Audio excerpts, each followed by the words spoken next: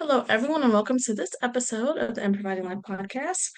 We are, after a long hiatus, joined by a guest, and I'm so excited about that. So we have Kirsten Parker and my dog who's growling at the other dog for a treat. We are going to have a very acoustical episode, I can tell. And we're going to jump right in. So before there's any introductions or we get to anything, I used a random word and number generator before our chat started. And the word that was randomly generated for us to play with was the word friendly. And so Ooh. before I continue, just what's your very first reaction or thought to the word friendly? And then based off of whatever sort of story or snippet comes up, what do you want to sort of share, peel back those layers around the idea of friendly? Oh, that's such a good question. I love it. The first thing that came to mind was generous, which is interesting because right before we got on, one of my best friends texted me that she's in the ER and having emergency appendicitis. Um, so universe. But she is a friend. Our friendship is very singular in my life experience because she's one of my closest, she is my closest adult friend, like friend from adulthood, like not one from childhood or from college. And I feel like our friendship, I mean, I'm just like word vomiting if that's okay, but I feel like I reference our friendship often, which I don't do with any other relationship in my life, but we're just the kind of people who I can tell her, like, here's my honest truth. I can't come today. I don't feel good. I'm not doing it, whatever. She can tell me, like, here's my honest truth. I am wackadoo today. I want you to come, but I'm going to be all over the place. We can be honest with each other in just a way that I feel like is very generous, which I think is why that word came to mind, because she was on my mind because of the appendicitis. But I don't know. I feel like that's there's such such a freedom and ease in that relationship that I really value, especially I think after COVID helped us, I don't know, evaluate which relationships we're adding to our lives and which were kind of draining us or taking away. So that's my word vomit on that question. We are very pro word vomit. That's the type of vomit we endorse here. The other kinds we will hold space for.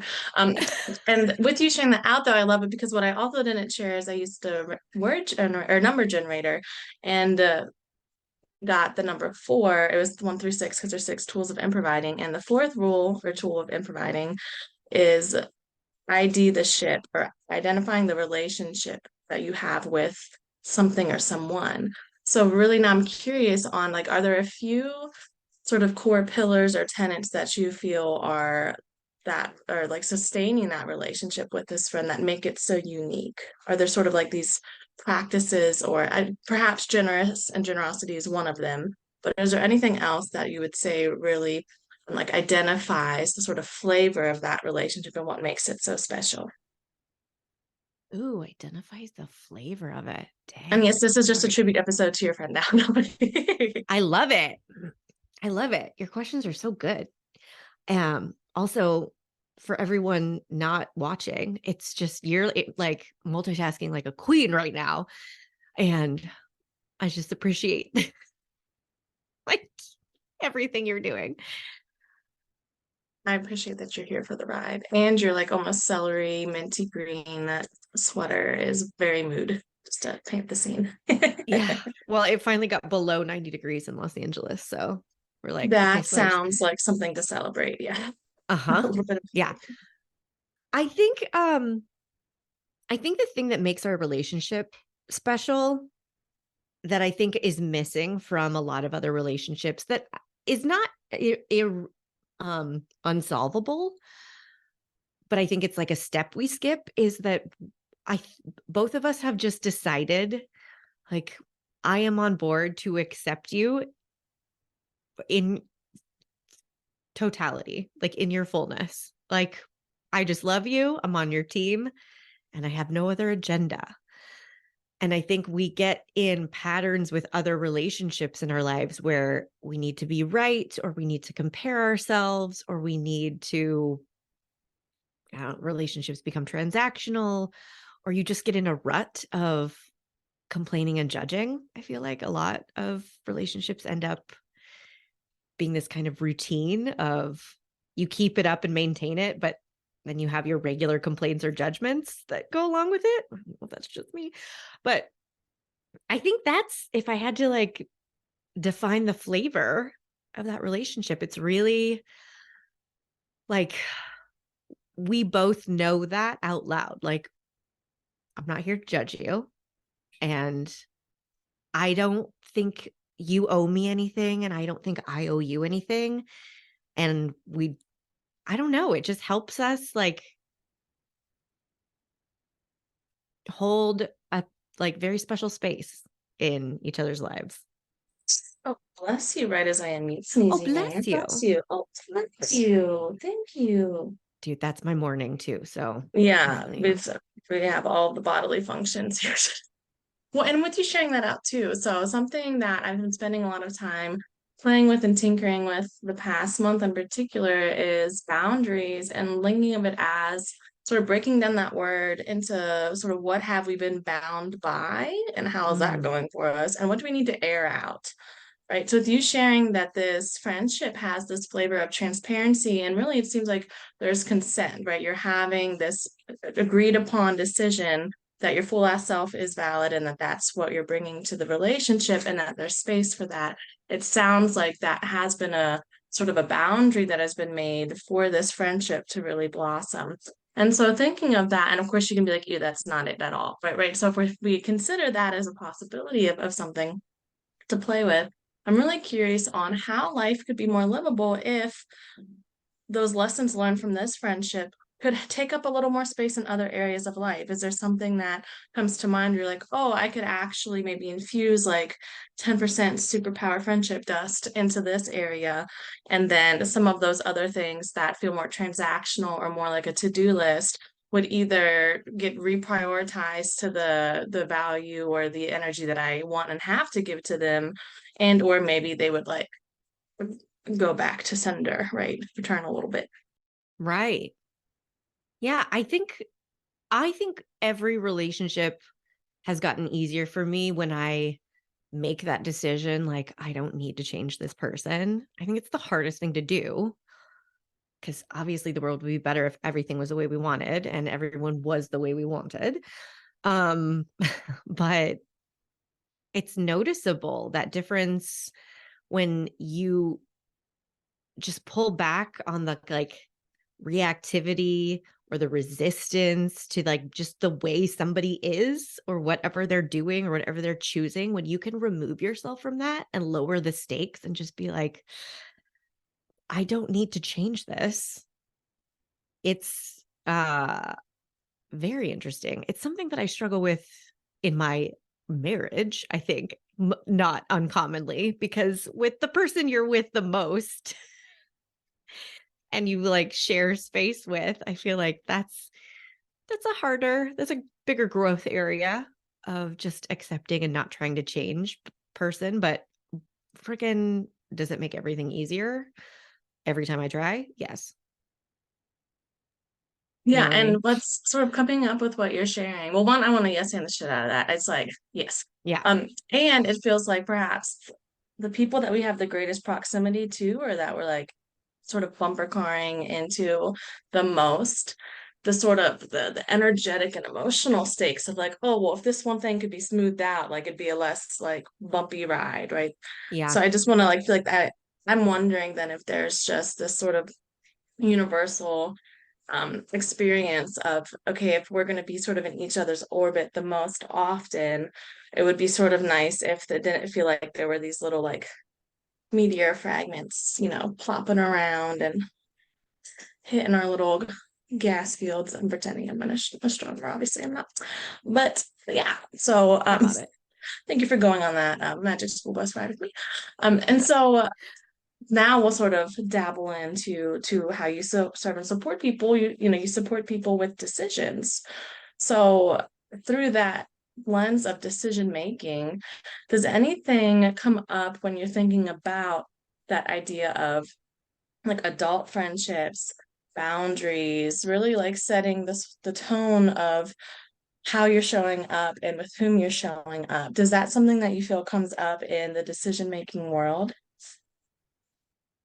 It does, because a lot of the decision making I'm helping with people is not the big, do I change my job? Do I write my book? Like, we talk about those decisions, but alongside those decisions are these everyday choices. And really, the people who are working with me want to be more intentional and in alignment with their decisions. And a lot of people, I don't know if I have one client right now who doesn't have their like friends or family or community or people in their core values. So I help people define, like, what are my core values right now in this season of my life? What's the most important stuff that is not necessarily a goal I want to achieve, but things I want to align with? And relationships, people, human interaction, human connection is a big value that I think a lot of people don't realize is so important to them. And then once they name it, it's easy for them to start seeing where they're missing out on that, where they're limiting themselves from that, where they're assuming things have to be a certain way or be harder than they might need to be. So it definitely comes up in decision making in terms of friendships and relationships, because it's stuff like money, work, obligations. Those can be clear cut, quote unquote, right? Everyone can agree, like, you should make the decision that, you go for the promotion, or you work over the weekend because of the deadline, whatever. But these like these littler decisions about, do I stop working early, earlier than I might want to, or I might otherwise, and phone a friend for no reason who I haven't talked to in months. Like, that's a decision that you're not going to lose sleep over. You're probably going to forget about it. You're going to, like, it's going to pop in your head and it's going to leave. But helping people pay more attention to their values and how far away from them they might feel comes into the decision making in that way. Did that make sense?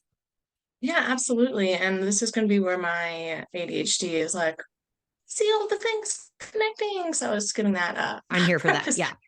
Yeah, where it's like, well, here's the constellation I'm seeing. So really what you're saying, as translated through Lori's brain, is that the universe is funny because getting the word friendly and the tool of identifying relationship is ha ha ha, because that's really how you support people. Right. So there might be people who have maybe been navigating life of, oh, well, what's the friendly or the people pleasing thing to do. So why those smaller, quote, smaller decisions of, oh, do I connect with my friend, or do I tell my boss, yes, I'll stay late for the 32nd day in a row? Mm-hmm. Like that might come from this thing of, oh, well, I want to be palatable or friendly, right? Some of that energy. When really it is eroding at their quality of life, where, if when you're holding space with someone, the idea of life being more livable, it is infusing those smaller moments that actually sort of like, it might be a smaller drop from the outside, but it's filling up your own energetic cup so much more if you realize that that is something that is like aligned with your values or what your priority is for the season of life. So I'm just feeling a lot of synchronicity there with Mm-hmm. really and also I in my own experience, once you sort of check off the box of the list of things that you're told are supposed to happen, like marriage or career or being a parent or moving out of your grandma's basement, whatever the things are, where it's like, oh, once you do that, that's what you're supposed to do in life. It's like, okay, well, what else am I supposed to do now, or what's the accomplishment I'm going after next, when really I just have this curiosity of how all of the other moments that are the actual day-to-day living your life really are the things that can surpass the realm of transaction and actually be just the, you know, the juiciness. It's like, oh, the side salad that comes out first, that's nice. But like it's the actual like heartiness of what we're here for. Yeah. Yeah. I muted because my dog's talking now, Yep. but we're just rolling with it. Yeah, absolutely. I think that it's just knowing where your decisions are coming from for, when you mentioned, yeah, saying yes to the 32nd day in a row, like, am I being friendly? Am I being a team player? Am I being a pushover? Am I being a people pleaser? Like, at the end of the day, I think even what's occurring in my mind, at least right now, see, I'm having my own wavelengths. So back at you. Um, I think it's you're not going to love every decision that you make. I think that's where yes and comes in super handy, because some of the decisions I was just talking to a client about this yesterday. She spent a whole day in a hospital with her friend because her friend also had to go to the hospital, and she had a lot of plans for that day and she didn't get to do any of them. So I think just knowing, what kind of decisions do I want to make? How am I going to know it's my right decision, can help you reconcile when there is a yes and moment, when there is like a yes, I'm going to do this and I'm going to own this because it's in alignment with my values and it's the decision that I want to make. And I am also frustrated that I am missing out on all of this stuff that I had planned and now I have to do it later. And that's not what I wanted. Both things are true at the same time, but at least you Yeah, get and to that own your becomes decision, right? yeah, and that becomes the territory where that idea of being your full ass self is possible, right? Because then you're able to recognize and acknowledge and relate with the reality you're experiencing without saying, oh, well, now I have to bypass myself or the other person and, try to curate everything to be like overly polished, right? And so it's like Yeah. when we're not when our objective or goal isn't to be in control of everything, there's a lot more room for the meaningful connections to come through. Yeah. Yeah, and so pretend this is a smooth segue. Boom, boom. You have a very fun to take quiz for your decision making type. And as a Yes. surprise to no one who knows me, I got the overthinker.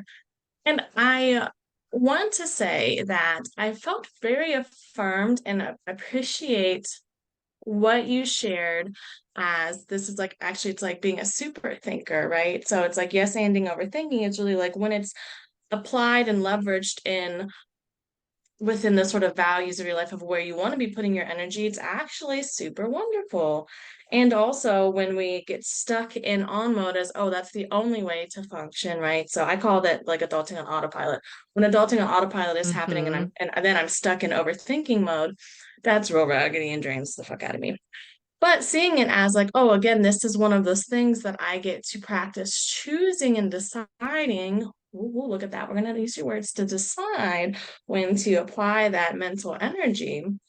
Oh, wow. Suddenly I don't feel like I'm everyone's bitch and having to do all of the things in all the right ways. So, what was your experience like sort of realizing that there's these, decision making types and creating the quiz? Like, was there any sort of catharsis, or, did you take it yourself as you're testing and be like, oh my gosh, I have a fucking quiz. This is great. Just really want like the behind the scenes fun, if there's any that you want to share, like what that feels like and how has it been since you've launched it, of like knowing that there's this other way that people can learn a little more about them. Yeah. I had a lot of fun putting the quiz together. It is I think it's fun because you get to like define what baked good, like what dessert your decision making style is. So if that's the kind of quiz you want to take, you should do it. Rachel's Thanksgiving trifle is an option. And that's the one that I would pick as well. Um Yeah, I think my behind the scenes of it is you take the quiz and find out what's your predominant default decision making style: overthinking, people pleasing, perfectioning, or procrastinating. And I think originally I thought I needed to come up with new names, like new cutesy, like let's put my own spin on it. Let's put a So you were positive spin on overthinking it. your quiz Thousand as an percent. overthinker? I'm kidding. Go Yeah, ahead. I'm it's sorry. totally on brand. But that's the thing. It's like I used to, back in the beginning of my business, I think I used to try to sell this coaching like it was weight loss coaching. Like, get rid of your overthinking and then it's gone. Be done with it. Lose those pounds. And over time, I learned that is not how it works. And that is not what I'm selling. And you have the brain that you have. And yes, habits are changeable and skills are learnable, but I kind of got tired of thinking like, well, if only I wasn't like this, I could be happy. And when I reach the point when I'm not like this anymore, I will be better. Like, no, how long do we want to live like that? So I think where I landed with the quiz is no, I'm going to use the terms that everybody knows. I don't need to come up with any new cutesy ideas. If you're a people pleaser, you're a people pleaser. It's great. It's fine. You don't have to live in like the under the burden of that identity forever. There are great things about your style of decision making that work for you that the world needs. So let's highlight and embrace those. And let's look at where does this default not feel in your total control? And then let's just get you more skillful at like I don't know, I'm doing motions like you're, I don't know, with a horse. I don't know how horses work, but I you know was what I with mean? you. I saw it. You were one The with like that the horse. wrangling of the horses. You Yes. were going on the beach. It was very poetic. Yeah. Yeah, and I think it's just people are so quick to label themselves and then just feel like, well, now I'm stuck, or society labels them, whatever, you know. And then you're like, well, I'm stuck with this label. And I just think there's so much more nuance than that. And yeah, so then to bring back in tool number four of like that identifying the relationship, once we realize that there's certain labels that have stuck to us more, right? It's sort of like the Velcro to us.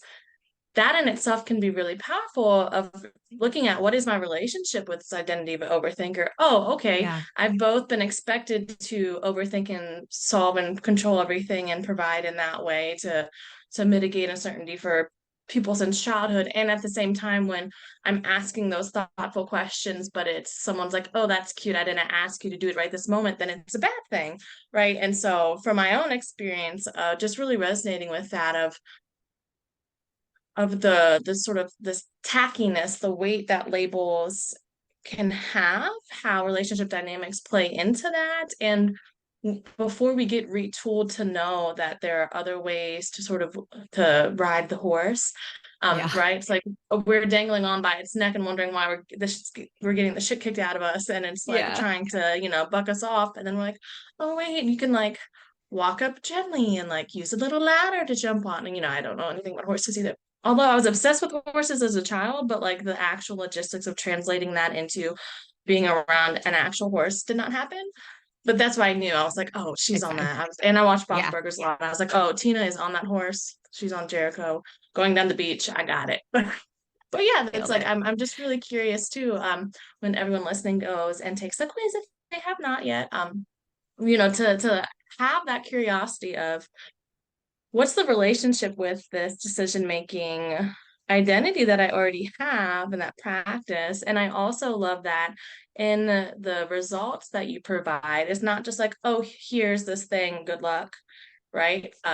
There's a way that you're holding space in the delivery of the message that comes along with it of like, you might have felt or experienced this, and also here's the reframe that you get to play with. So it's not just I'm going to poke you and then leave you with a sore eye. It's like, oh yeah, here's some like eye relief drops, and here's some cute little sunglasses so the brightness isn't too much. It's like I just appreciate that yeah, that you uh self-identified along the way, oh, this is feeling like that sort of diety, weight loss, it'll be gone forever, right? And shifted and said Yeah. that isn't in my own values or practices, and there's this other way to do it. That all translates, is what I'm saying. Oh, thanks. I'm really grateful that you shared that because I never get to talk to the people about their experience of getting the results. But I think that it's easy to think in terms of those labels and all or nothing thinking too, where it's like, well, I'm either gonna people please or overthink or I'm not. And I feel like, wait, let's just try one thing to see if it makes your life easier like this week and we'll go from there. So Yeah, I love that too because and you know, in my experience, very various different topics throughout life, it has been this like, oh shit, now that I know something, that means I have to completely eradicate it or like fix it, right? And it's just 1,000%. like, Yeah. oh no, And it's going actually, to take like, 5 months and it's going to yeah, be really hard. And yeah, and it's like, uh, or we can, like you said, there's a time. What if that saying there's a time and place for everything also might apply for our decision making type? Look at that. Sit with that for a minute, Lori. love it. And you know, and something else that's coming up now is this like, because at the same time, I'll say from an overthinker, there's some things that just feels really good to think about that it doesn't feel like overthinking. Sure, the functioning from the outside might be like you're still thinking about, see, your mom's lasagna from seventh grade at New Year's Day, and you were just like, whoa, that was the perfect chewy corner, right? I'm like, yes, yes, I am, because why wouldn't I? So, Yeah. in the realm of we're playing right now, what's something that you would actually love to just think about all the time, where you'd be like, I might even be underthinking about this topic. Uh, well, I'm a big savorer. I think that it's a skill we should learn in elementary school, like how to savor a good present moment, like in your body, mentally recognizing that this is a good moment, maybe even going so far as to like think why, but you don't have to, that's optional, but really just savoring it. I, as an overthinker, you can relate to like wanting to bounce immediately out of the present moment and 17 steps into the future and like in 17 different directions at once. Um, so if there's anything I underthink, it's the good stuff. And it's that could be last night's sunset or this morning's sunrise. And it could be like everything that's going right in life, in my business, in my relationship, in everything that my brain wants to freak out about. I underthink, and I think that I'm not alone in that. I underthink like what's going well, what's good, what's fine, what's not a problem. Um, I don't know if that's exactly the answer Oh, you no. wanted, Well, I never but have any expectation of answers. I fully embrace what you just shared too, especially the recency bias. So my brain's always like, oh, the last thing you said first and then go backwards. But with you sharing out of like what's fine, right? I used to have the two modes of like, oh, something is a dumpster fire or something is like the most euphoric, I won the lottery bingo game, I'm yelling moment, right? Like I just wasn't equipped with the tools to know that there is the middle or the in between. So then just part of my overthinking was like, oh, well, fuck, is this moment, did this get into the shit category or the yay category? And then just so much like energy spent and wasted, like drained out of me of like, try then maybe in like a pros and cons type list, like, oh, okay, well, is it this or that category? So like I just want to stress that like what's fine actually feels like a very friendly to self way to like yeah, allow there to be a fine category. And that yeah, that doesn't need massaged to be a problem to overthink, or it doesn't need to be massaged into the most amazing day you've ever had. You're just like, oh, the birds that usually shit on my car every morning didn't. That feels kind of fine. I don't have to it's scrape off fine. my Yeah, windshield. Like, cool, that's neutral. And then if it happens 3 days in a row, then it's like, oh my God, this is the best week ever. Yeah, exactly, man. Woo-hoo. Yeah, we're playing. And so yeah, I just really appreciated speaking to the fineness, right? And also as you were sharing about being a lover of the savoriness in life, I so very much endorse that if you were looking for endorsements of something you said. Yes. Because one of the great things that I love, I'm like, oh yeah, you love it too, is this practice that I call it Synclarities, and it's this sort of it's the mood board approach to like quote manifestation versus like the vision board of like, oh, I need to know what carpet I want on my yacht. It needs to have this kind of tile, right? It's like, oh, I want to feel this certain feeling, and then I'll notice what actually comes up that gives me that feeling, because it's often not what my brain is like, this will do it, right? So like Yep. getting the job, moving to the place, right? It's like, oh, the fact that the birds didn't shit on my car today, that gave me the excitement and thrill and the rush of energy that I've been wanting all week.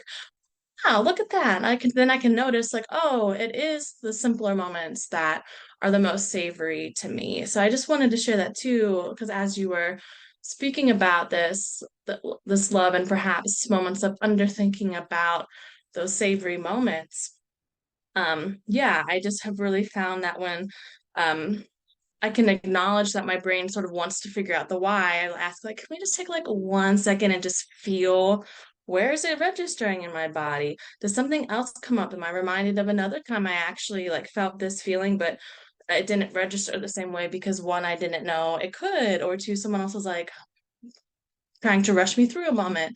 So I just Mm. appreciate you speaking to that, because I feel like in the sort of society, Western society of adulting, right? It's like the savory moments are sort of scripted, or like we're told that those are the sort of like, oh, look at this person on their Sunday stroll, like driving too slow, right? It's this idea that we're asked, yeah, to be in the fast lane all the time. And that's not very friendly to ourselves or anyone. No. And I think that it's like, it's really easy to understand what you're getting at, which is sometimes our brains are wrong about what will get us the feeling we want. I think it's easy to understand that by looking back at any any experience, like you hit your first $100,000 or you reached your first anniversary or whatever, and you didn't like feel like a different person. Like we're wrong all the time about what we think will get us the feelings we want. So if you can recognize like, oh yeah, I got my college degree, or I got my promotion, or I got whatever, but I still had the same brain and the same problems and the same whatever, then you can just take whatever your brain is kind of pushing to strive for with a grain of salt and think like, well, maybe I could strive for that next promotion, but maybe I don't have to withhold my happiness until that moment. And maybe I can go for a Sunday stroll. Like, is there anything so bad about that?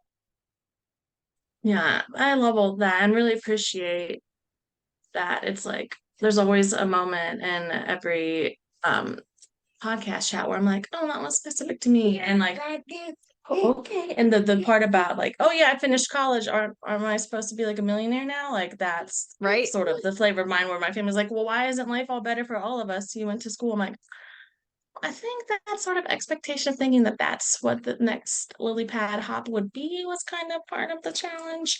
So Mm. in reestablishing and resetting boundaries and communication lines and that sort of realm of life, I really, yeah, I appreciate that coming in as one of your examples, because that is sort of a reoccurring like flavor theme that comes up for me of like, is all the student loan debt really at the like exchange rate of what the utility of having it is, and then practicing grace with that, right? Because my brain certainly could continue trying to figure its way out of it, and also there's then just the little reality of like, that's cute, your student account balance still has something in it, so like we can take a break, we don't need to figure that out. And so Mm. with that, you know, with everyone, like listening, there's going to be something that's coming up of like, oh, this certain type of decision or this area of life is coming up, like permission to have it like a gently grand space held for it, right? It's, this thinking session doesn't have to be the thinking session where you figure it out. And Exactly. also, there are ways that you can be further supported if you would like to. So would you like to speak to or share any of the other ways that people can get a hold of you, check out your work, take a quiz, any of those types of things. So that way people can follow their interest in that little spark that might just be happening inside of them right now. Yes, follow your sparks. So the quiz is at kirstenparker.com/quiz. Super easy. It's also in my bio link of all my socials. So you can just go to at KP Coaching on Instagram or at The Decision Coach on TikTok. I gravitate towards TikTok because it's like how my brain works. It's very satisfying. So I hang out there mostly, but you can go get my freebie in my link. There's a quiz, there's a crash course on how to say no without feeling guilty or doing the thing anyway that you want to say no to. There's free workshop coming up in November. So it's all kinds of goodness. I am here for you. Wonderful. Thank you. I will go check out your crash course too. That I'm in a very much this end of year season for me is all about like saying yes to saying no this holiday season. That's sort of Heck yeah. the mood. So now everybody's like, Samesies. ooh, I want to go see what wavelength that you're on and then play there. So I know I will be going to check out those things. Now in true Lori fashion, I've one of the labels that I've self-given and embraced is just being really bad at knowing how to end things. Like I'm okay with the fact that I don't think that there exists in my brain a very smooth, like, okay, bye now. So I like to ask of people to be a little silly and playful, but you know it's always a valid answer. All right, but we're gonna go back to, one of your quiz options was this tiramisu, right?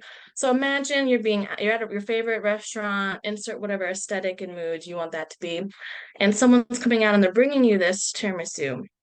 What sound accidentally or intentionally escapes your mouth or body when you see that it is just exactly what you were hoping for? What would be essentially like your delightful doorbell that's just like, oh shit, dessert is here? What sound might that be? That would be a yay and me clapping and saying it very loud. Wonderful. I will be there with you through that. So that is how we will pause our time together. So for everyone, as always, have a razzle dazzle day. And if that's not accessible, you can put an F on front and have a frazzle dazzle day.